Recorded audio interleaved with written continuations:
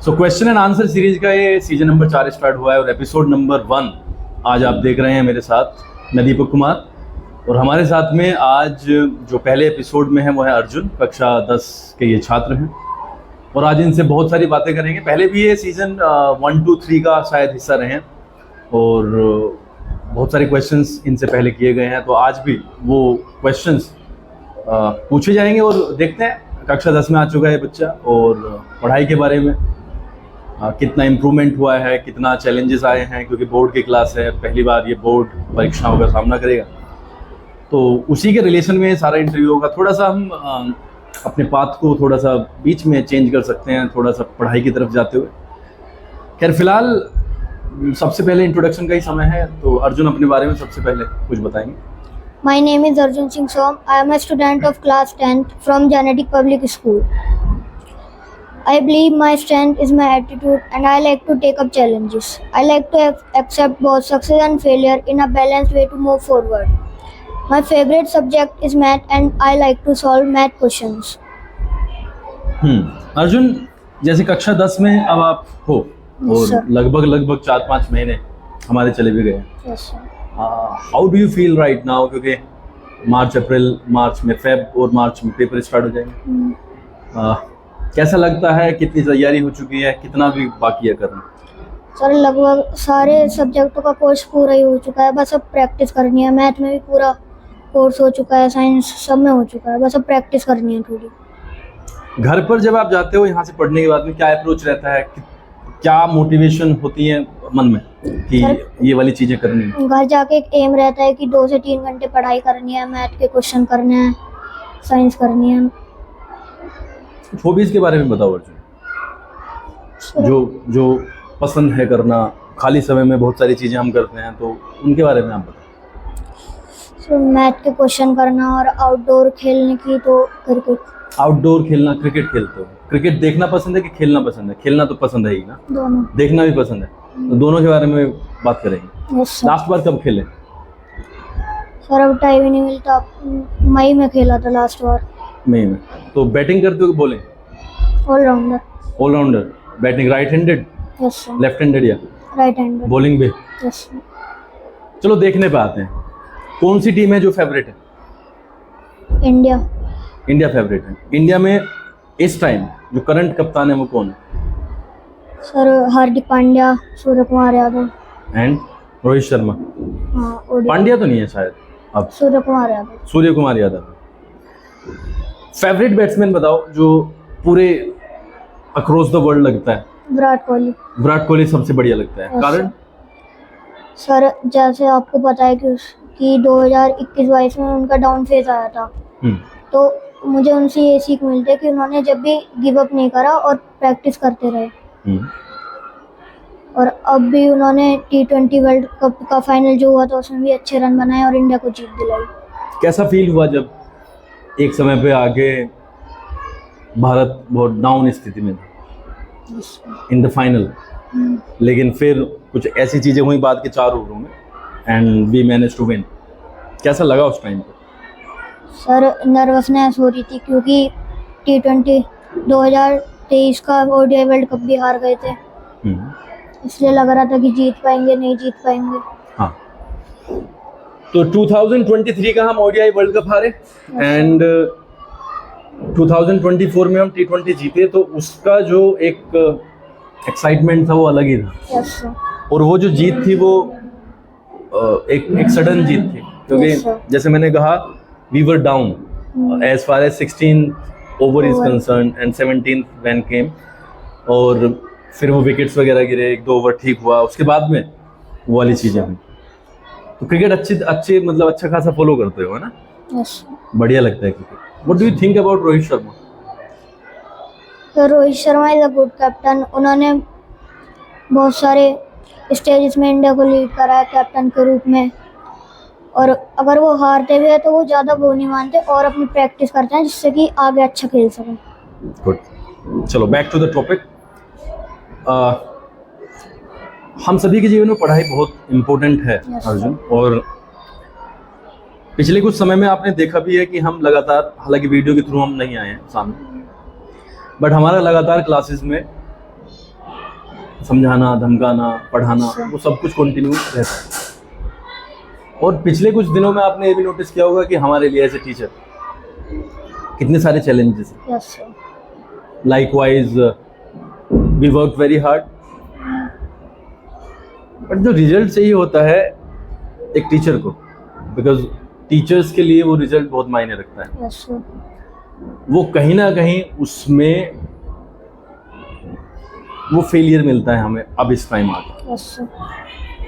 क्या क्या सुधार हो सकते हैं, क्या क्या कारण हैं, कुछ चीजें अगर आप बता सकते हो। सर जैसे टीचर्स के लिए मतलब मैं सिर्फ इसलिए पूछ रहा हूँ कि आप एक स्टूडेंट हो एंड एक सब्जेक्ट टीचर को आप उठाओ तो उसका कितना समझ में आ जाता है, तो और बच्चे क्यों नहीं कर पाते हैं उतना, है ना? क्योंकि टीचर तो वही है जो 30 के 30, 25 के 25 बच्चों को पढ़ा रहा है। तो हल्का सा अगर थोड़ा सा लाइट इस पर थ्रो कर सके। सर कुछ बच्चों का माइंडसेट होता है कि उन्हें सब्जेक्ट हल्का लगता है कि वो प्रैक्टिस कर लेंगे तो उन पे हो जाए, और कुछ बच्चों को लगता है कि ये बहुत हार्ड है, अगर हम प्रैक्टिस भी करेंगे तो भी नहीं होएगा, इस वजह से वो प्रैक्टिस भी नहीं करते और फिर उन पे आते ही नहीं है। जहाँ तक मैथमेटिक्स का सवाल है, जेनेटिक में यस सर। कैसा चल रहा है, कहाँ पे दिक्कतें आती हैं, इसके बारे में थोड़ा ओपन होकर बताओ। सर कोर्स तो पूरा हो गया है, बस अब टेस्ट हो रहे हैं जैसे हमारे, तो कभी कम नंबर आ रहे हैं, कभी सही आ रहे हैं, तो अब प्रैक्टिस की ज़रूरत है क्योंकि ज़्यादा टाइम बचा नहीं है पेपरों के लिए, 3-4 महीने ही बच रहे हैं। अच्छा, जब समझाया जाता है अर्जुन तो उस दौरान एट प्रेजेंट जब आप क्लास में बैठे हो तो उस टाइम पूरा समझ में आता है। Yes sir. तो चीज़ें कहाँ से दिक्कत में है कि रिजल्ट कलेक्टिवली अगर मैं देखूं, मैंने उस दिन भी आपको दिखाया कलेक्टिवली हमारा रिजल्ट कितना था, 30 अराउंड, 30% के अराउंड। तो क्या कारण है, मतलब ऐसा डेवस्टेशन मैंने देखा नहीं है आज तक, क्योंकि अगर आप 10 टेस्ट के रिकॉर्ड भी निकालो तो मतलब रिपीटेडली 0 है बहुत सारे बच्चों के। क्या कारण हो सकते हैं? सर जब आप समझाते हो क्लास में तो बच्चे ध्यान नहीं देते, ना घर पे प्रैक्टिस करते हैं। जैसे सर आपने कहा था कि 50 सवाल करने हैं रोज, तो सर कोई बच्चा कर लेता है, किसी किसी के नहीं होते। 50 क्वेश्चंस मैंने ऐसे कहा था कि अगर आप मिक्स कर लो उन्हें, कुछ छोटे क्वेश्चंस आते हैं जो 1 मिनट में हो जाते हैं, कुछ ऐसे क्वेश्चंस हैं जो काफी समय लेते हैं। तो 40-50 क्वेश्चन की अगर हम रोज एक प्रैक्टिस करने की अपनी एक हैबिट बनाते हैं तो it will help you. Yes sir. मैं अगर जहाँ तक मेरा सवाल है तो मैं हमेशा से यही कोशिश करता हूँ कि किस हल्के से हल्के तरीके से समझाया जाए, बट उस तरीके से पॉजिटिव माइंडसेट के साथ में जाने के बावजूद भी इस बैच से जो आपका जो बैच है उससे रिटर्न उस लेवल पे आ नहीं रहा है। तो ये मेरे सबसे बड़ी चिंता का एक सब्जेक्ट है, विषय है। खैर ठीक है, एपी के बारे में बात करते हैं क्योंकि पिछले कुछ दिनों में अरिथमेटिक प्रोग्रेशन पे हमने ध्यान दिया है और शायद स्टैटिस्टिक्स भी मैं बोल के आया था। अरिथमेटिक प्रोग्रेशन जब आप करते हो अर्जुन, तो कैसा लगता है? हल्का टॉपिक है, डिफिकल्ट है, कहाँ पे फंस जाते हो? सर अरिथमेटिक प्रोग्रेशन है तो हल्का, लेकिन क्वेश्चन घुमा फिरा कर ट्रिकी क्वेश्चन होता है। हल्का ही है, मतलब 2-3 फॉर्मूले याद करने हैं और वैल्यू पुट करनी है। जैसे पहला फॉर्मूला an का formula, what is an? Sir last term निकालने, हमें अगर a निकालना है, d निकालना है, लास्ट टर्म निकालना है, नंबर ऑफ टर्म निकालना है, तो उस फॉर्मूले में लग के हो जाते हैं। an क्या होता है? an is equal to a plus n-1 into D. चलो यहाँ पे सारे के सारे वेरिएबल्स जो यूज किए आपने, डिफाइन देम, क्या क्या है वो? an का मतलब होता है लास्ट टर्म, a का मतलब फर्स्ट टर्म, n होता है नंबर ऑफ टर्म जो उसमें पूरे नंबर ऑफ टर्म्स हैं, और d मींस कॉमन डिफरेंस, जो उनके बीच का कॉमन डिफरेंस। अच्छा, कुछ नंबर्स दिए गए हैं आपको। यस। तो आप कैसे पहचानोगे कि ये अरिथमेटिक प्रोग्रेशन है और क्यों नहीं है?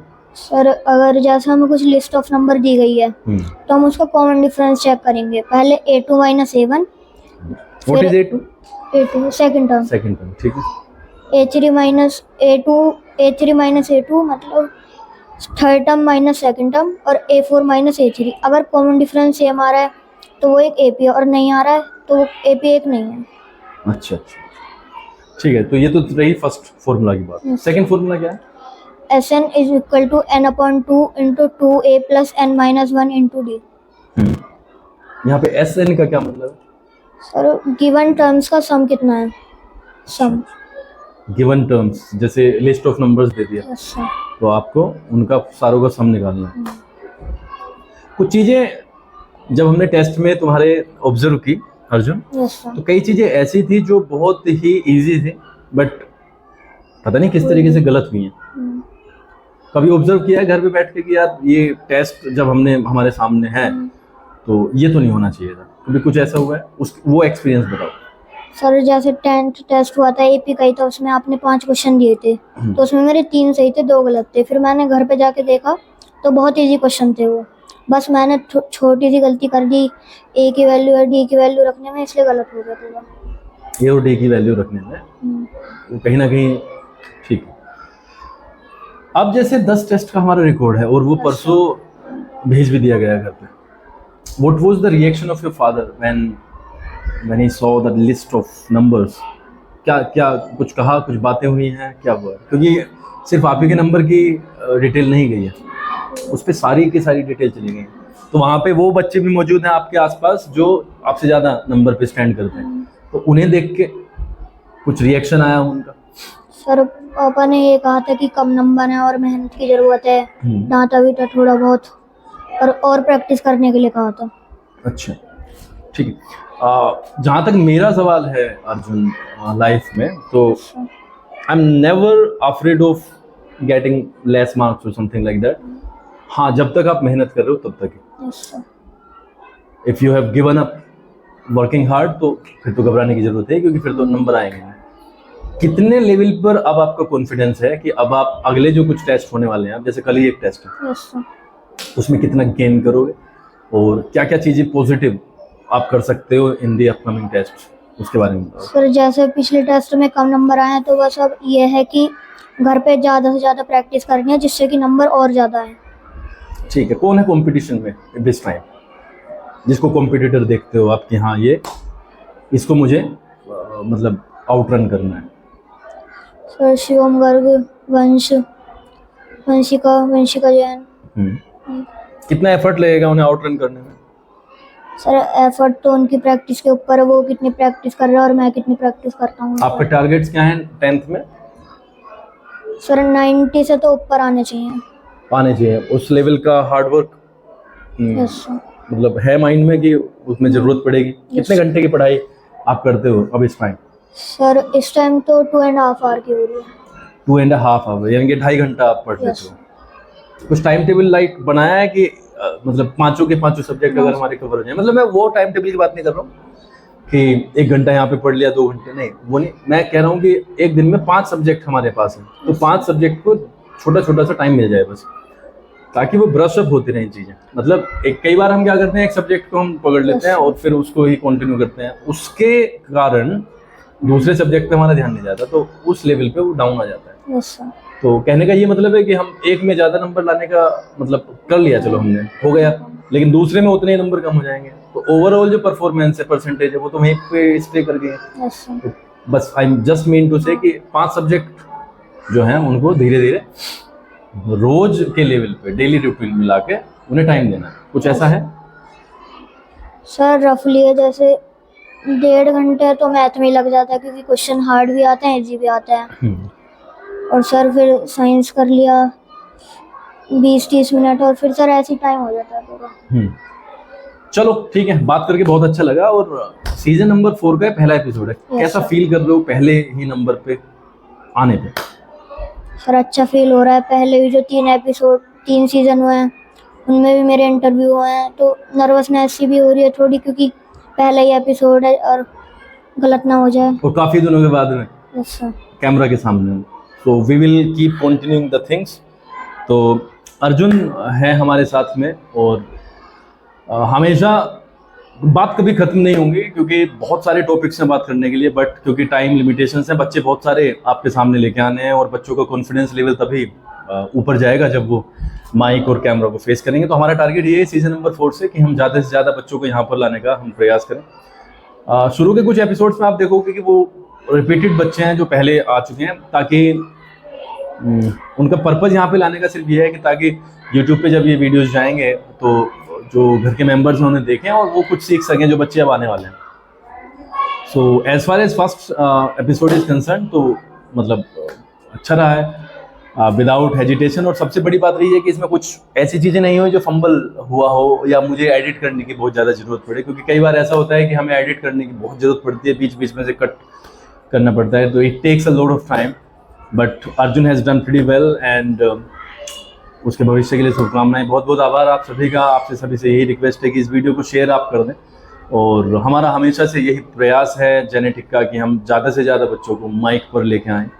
और इंटरव्यू सीज़न भी हम इसलिए कंडक्ट कराते हैं ताकि आगे जाके जब इंटरव्यूज़ आपके कंडक्ट हों तो आप उस चीज़ को अपने मन में मतलब एक फियर के रूप में ना लेके जाएं इंटरव्यू रूम में, आप उसको नॉर्मली फेस करें, क्योंकि सामने जो क्वेश्चंस आ रहे हैं वो उससे आप वाकिफ़ ही हो, तो उसका आप कॉन्फिडेंटली आंसर दें। बहुत बहुत आभार। आप सभी का जीवन मंगलमय हो। और पहले एपिसोड की ये समाप्ति है।